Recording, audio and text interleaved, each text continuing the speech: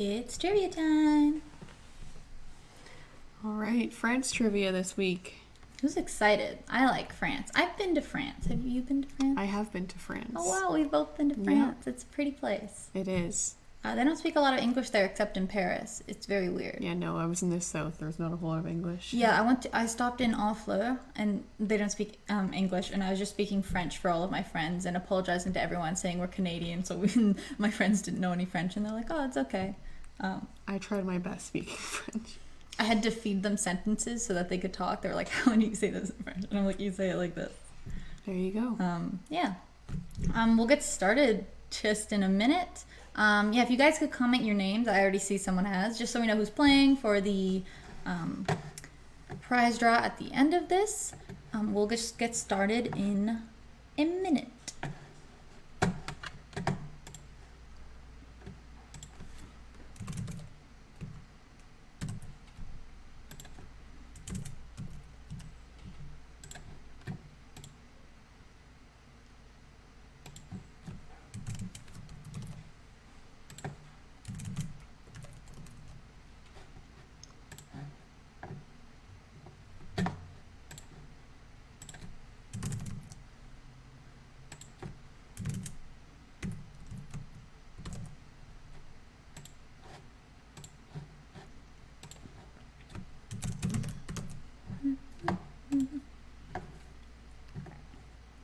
Okay, why don't we get started then, I guess. Okay. Hopefully some more people will show up in a little bit.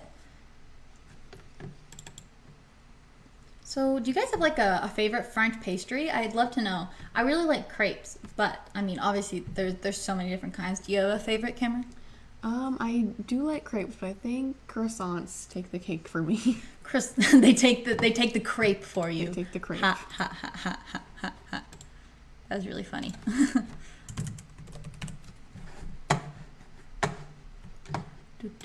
Okay. So I think we've already talked about the details, and I think these are also in the info thing. But so if you take part in today's trivia for a chance to win a $5 Tim Hortons gift card. So all players will be put into a draw at the end of this trivia game. So just make sure to comment your name and who's playing, so we know what names to put in the draw. Well, someone said their favorite was croissants. Yeah. It's also my favorite. I mean, croissants are good. I had a croissant sandwich today for lunch. Oh, yeah. We'll do question 1. Do you want to start? Okay, so what are the colors of the French flag? Yes. The French flag. There's 3 colors. Yep. Hint, hint, nudge, nudge. 3 colors.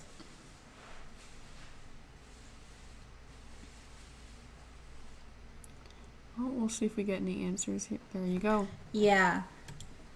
Our first answer is correct. It is blue, white, and red. The interesting thing is that it's the same colors as the American flag. Yep. So, you know, what they say in America, like stay true to red, white, and blue or something like that. I guess French people could say that too. Yeah. But we'll move on to the second question. Although it doesn't quite rhyme in French, I don't think. So what is the tallest building in France? Oh. What is the tallest building in France? There's a picture of it right here. I think you guys probably know who it is. We'll give you a second. Hopefully we'll see some answers.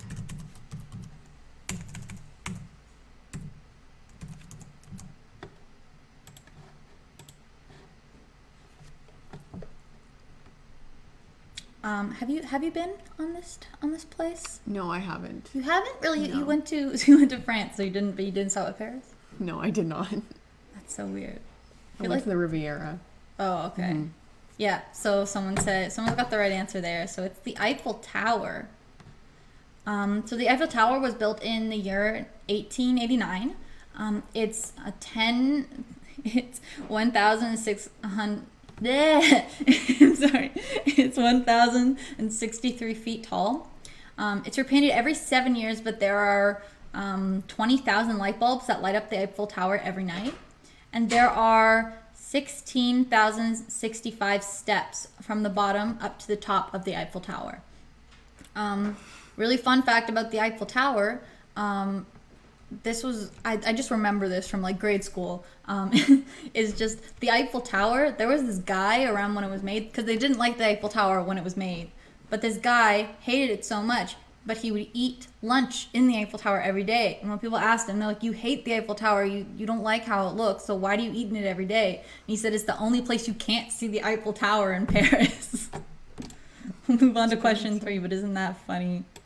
Makes me laugh every time. Okay, so who was the first Frenchman to find Canada? I remember learning about this guy in grade 8. Yeah, me too. Yeah. Some people might know who this is, but he's not too popular. Yes, he's not too popular, but Let's see if we get any answers Yeah. coming. Just give it a second. this is a little tougher. Yeah. This guy's not as well known. It's not Christopher Columbus, just so you guys know.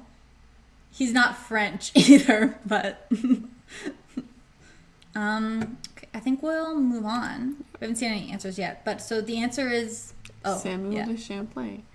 I don't know how to say his last name. Samuel de Champlain. Champlain. Okay. He was the first Frenchman to find Canada, the founder of Quebec City, which is one of the oldest cities in Canada. He also discovered the Ottawa River and the Eastern Great Lakes. Yeah, cool guy. So we'll move on to question 4. How many steps are in L'Arc de Triomphe? The Arch of Triumph. Yeah. If we're talking about it in English.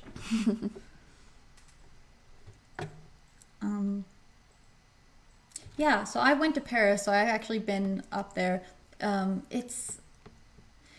You think it's going to be really bad, and it's not as bad as you think, but it's not like fun to just walk up a lot of stairs, because hint hint, there's a lot of stairs.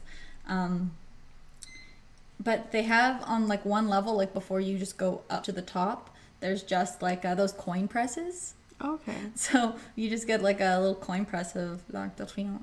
Cool. It's like, I've been here because I have a coin that has the Arch of Triumph in it. 1,500 is an answer. You know what? I think I overdid it, maybe with the lot. There are still a lot of steps, but the answer is 284 steps. So it took almost 30 years to actually complete L'Arc de Triomphe. Oh, someone guessed 189, and that wasn't too far off. That's not, yeah. Or 180. Yeah, those aren't too far off. So a plane was also once flown through the L'Arc de Triomphe, and it's the second largest Arch of Triumph in the world. The largest is actually in North Korea. Cool. That's okay. cool. Pretty sure Cameron did that question, which is why I looked confused about the information. Okay, we'll move on to question 5. Okay, so who led the French Revolution? This is a topic I love to read books on, so. The French Revolution? Yeah. It's really interesting because they've had a lot of, we talk about the French Revolution as if there was only one. There has been a lot because at the end of a lot of different revolutions, they go back to monarchies. Yeah.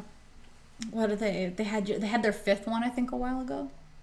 Something like that. I don't know. I should know the answer to that, but I don't. So. Yeah. I like to talk about this guy because, hint, hint. I keep saying that. Everyone calls him short, but he actually wasn't short for the time. So, yep, someone has an answer, and it's correct.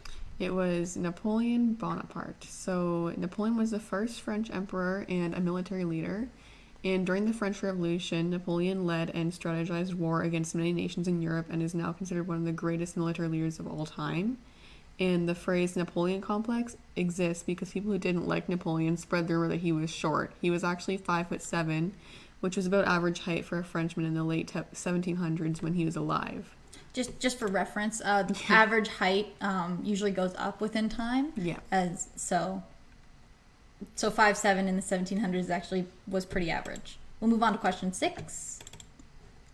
What was the name of the famous French prison? Oh, I think I just showed them the answer. We'll just keep going along. I think I just showed you guys the answer, but the answer is the Bastille. A lot of people, like when you're speaking English, will say the Bastille. And I don't think it's really wrong if you're saying it like in English, but the double L in French makes an E sound. So like when you say a girl, it's une fille, like Fille. So it's the Bastille if you want to pronounce it correctly. Like it's not guillotine, it's guillotine. That one bugs me. But the Bastille was used as a French state prison during the 17th and 18th centuries. And it was stormed by a mob of armed Parisians during the start of the revolution, the first one, and is now considered an important event in the first French Revolution. Sorry, I didn't specify that in there, but... No, I mean, when you talk about the French Revolution, you mean the first one. Yeah. No one says the French Revolution and then is like, no, I meant like the fourth one. The first one. We'll move on to question 7. Okay, so who wrote The Hunchback of Notre Dame?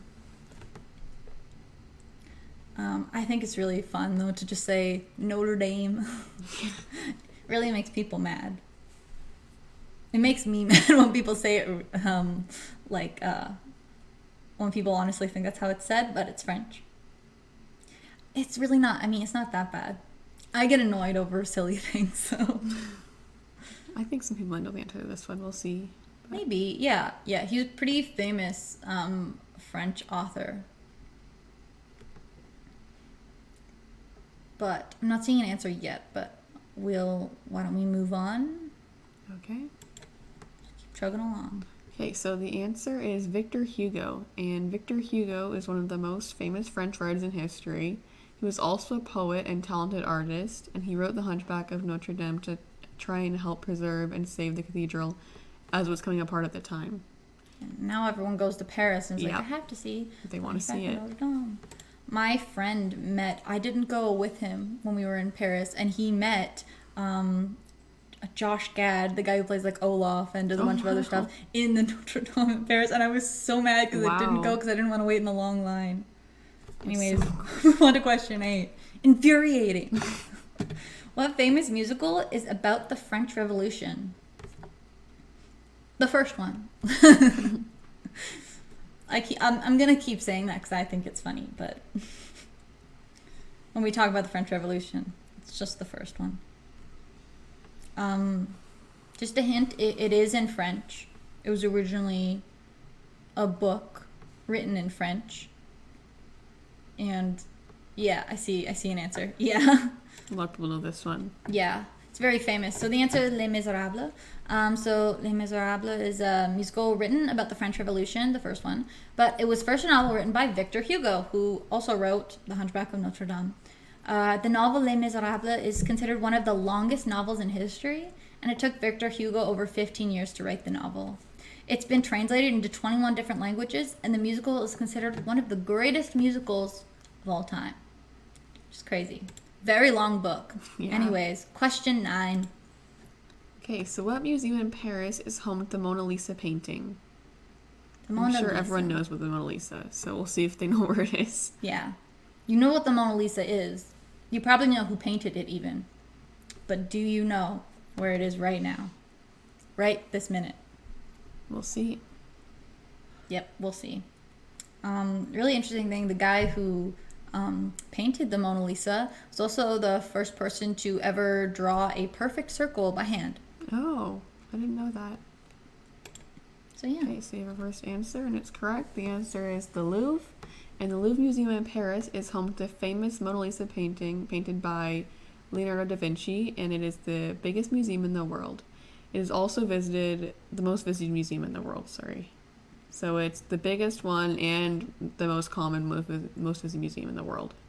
It's a really lot of people pretty. go there. I haven't been, but... It's really pretty. You sit like, it's like kind of underground, but like the triangle, it's like the light shines in. Oh, because you're not like actually in the middle of the triangle, but it shines down like a light, or like a, what is it called? The thing in a car, like you open the sunroof, like a sunroof. Move on to question 10. Who famously said, "Let them eat cake"? Now, I need to make a little disclaimer here.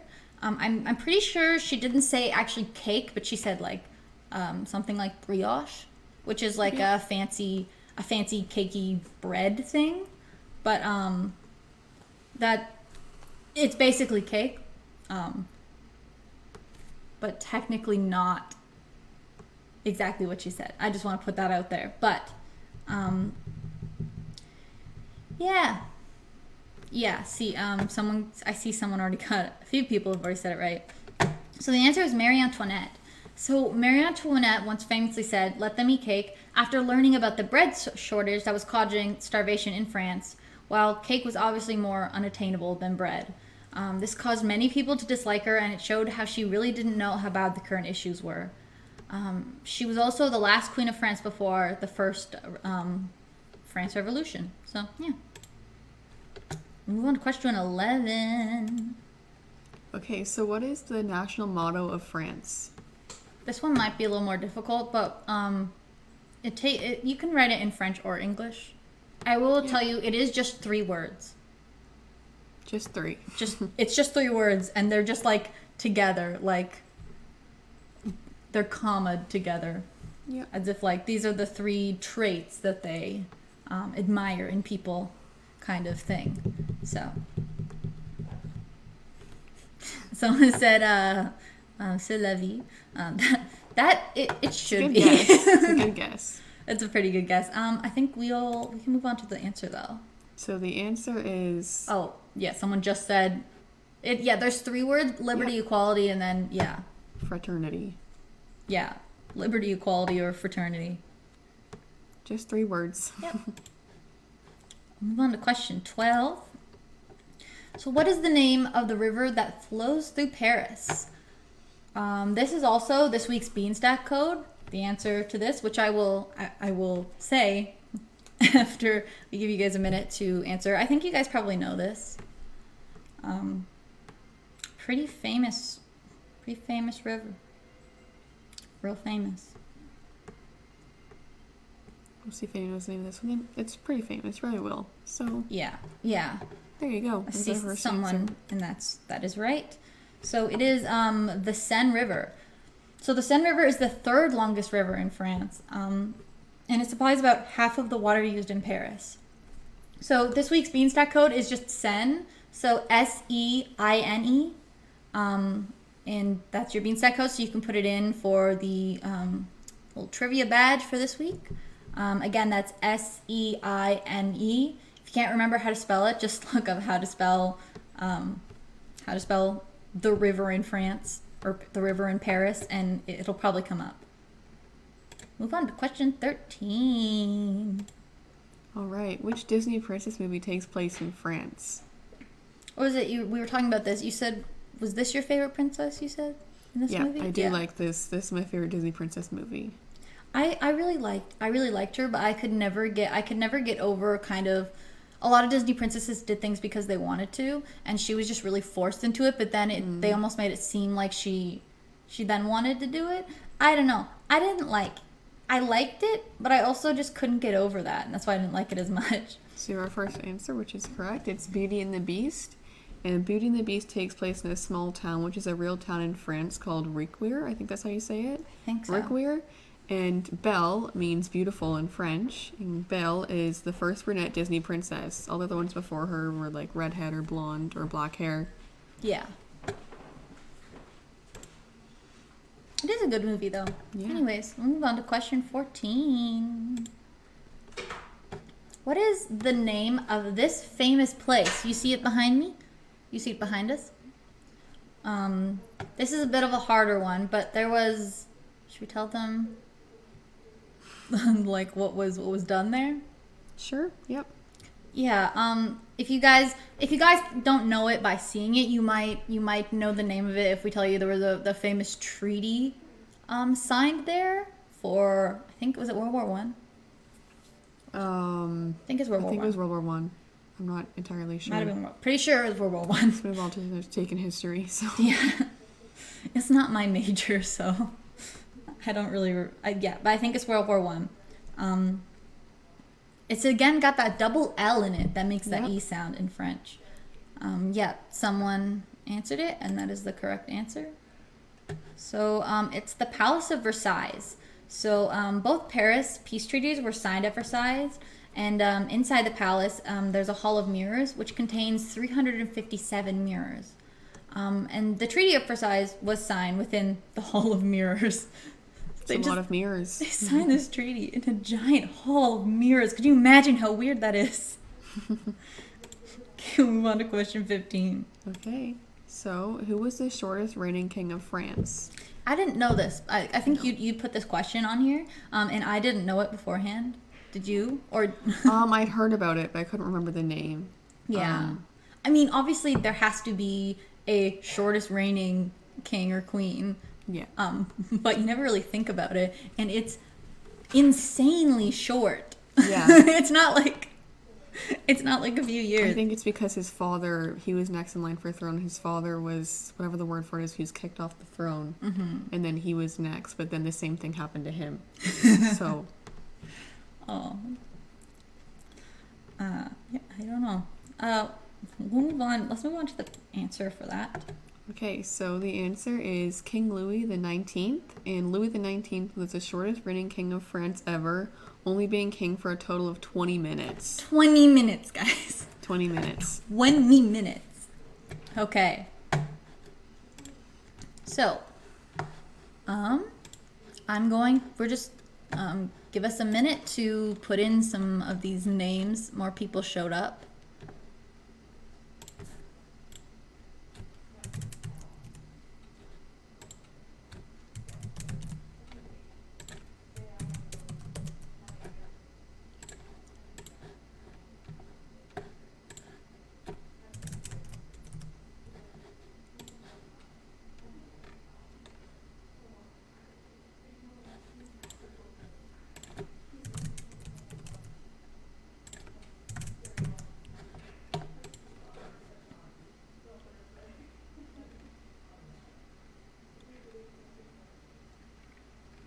Okay.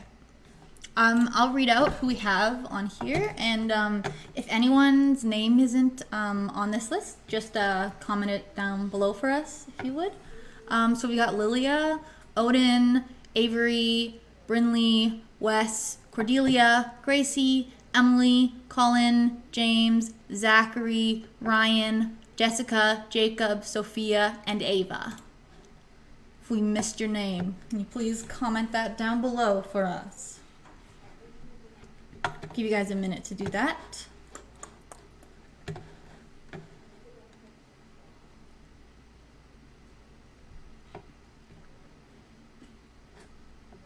don't know if I think we got all of them, but I think wait so. A few more seconds.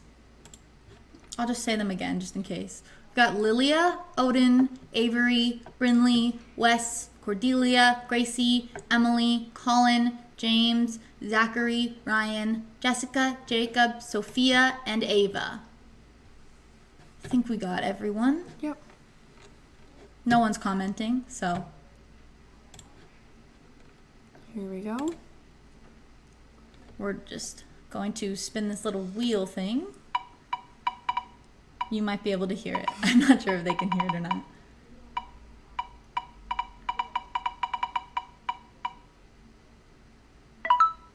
Okay, our winner is Emily.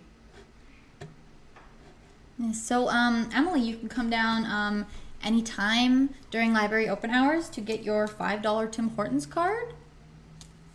Yeah. So, we've also got some resources and movie things and stuff if you guys want to check these out. So, we've got a playlist for this week's videos and all our other weeks. We've also got a book list on our website. And you can check out some of these movies that we were talking about. So, The Hunchback of Notre Dame is on Disney+. So is The Aristocats, which is in France. And Ratatouille is also on Disney+, which is also in France. A Monster in Paris is one of my favorite movies. Like, one of my favorite movies in, like, Paris and stuff. You can only find it on, like, Tubi, which is this weird thing that you can find on Amazon Prime. But I wanted to put it on there, just in case anyone wants to watch it. But, yeah, so congratulations, Emily. That's really it for today, guys. So, again, the Beanstack code, I'm just going to say it again, is SEINE. So, that's SEINE. Yeah. Okay. Congratulations, Emily. And we'll see you guys